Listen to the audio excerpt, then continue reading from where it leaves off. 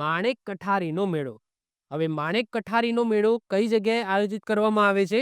તો ખેડા જિલ્લાની અંદર તમને ખબર જ છે, ડાકોરમાં રણછોડરાયજીનું મંદિર આવેલું છે। રણછોડરાયજી કોણ છે સાહેબ? આપણા કૃષ્ણ ભગવાન જ છે, એમને જ રણછોડ કહેવામાં આવે છે। તો રણછોડ એટલે કે આપણા રણછોડ માખણચોર, જેમનું મંદિર તમને ડાકોરમાં જોવા મળશે, ખેડા જિલ્લામાં જોવા મળશે, એ જ જગ્યાએ આ માણેક કઠારીના મેળાનું આયોજન કરવામાં આવે છે।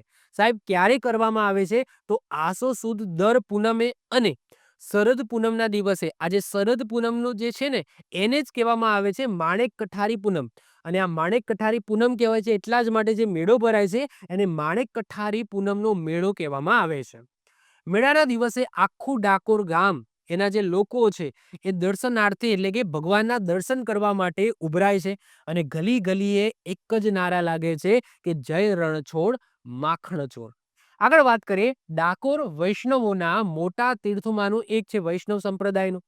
દ્વારકામાંથી રણછોડની જે મૂર્તિ છે એ કોણ લાવ્યા હતા? બધાને ખબર છે આની સ્ટોરી। જ્યારે મેં તીર્થ સ્થાનો ચલાવ્યા હતા એમાં ડાકોર મંદિરની વાત કરી હતી, એ વખતે મેં આખી સ્ટોરી કીધી હતી, તો અત્યારે એ સ્ટોરી હું રિપીટ નહીં કરું। કોણ લાવ્યા હતા? તો ભક્ત બોડાના લાવ્યા હતા। તો ભક્ત બોડાનો જે દ્વારકાથી આ જે રણછોડરાયજીની મૂર્તિ છે એ લાવ્યા હતા।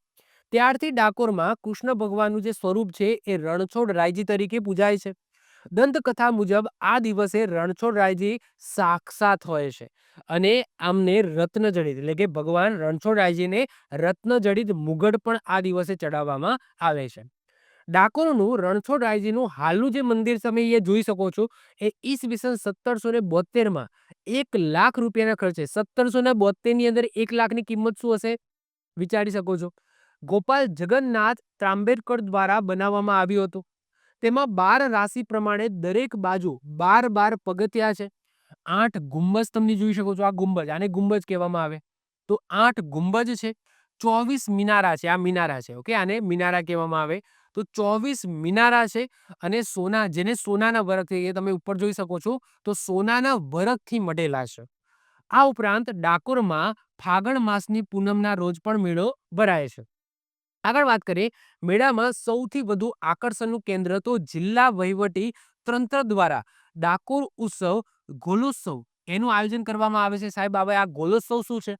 તો જ્યાં 2 દિવસ એક કાર્યક્રમનું આયોજન કરવામાં આવે છે, કોના દ્વારા? જિલ્લા વહીવટી તંત્ર દ્વારા, જેની અંદર મોડી રાત સુધી સમગ્ર જિલ્લાના જે શ્રેષ્ઠ કલાકારો છે એ આવે છે અને ઉત્તમ સાંસ્કૃતિક કાર્યક્રમ રજૂ કરે છે। તો આ ખાસ આકર્ષણનું કેન્દ્ર છે ગોલોત્સવ। આ ગોલોત્સવનું આયોજન ક્યાં થાય છે?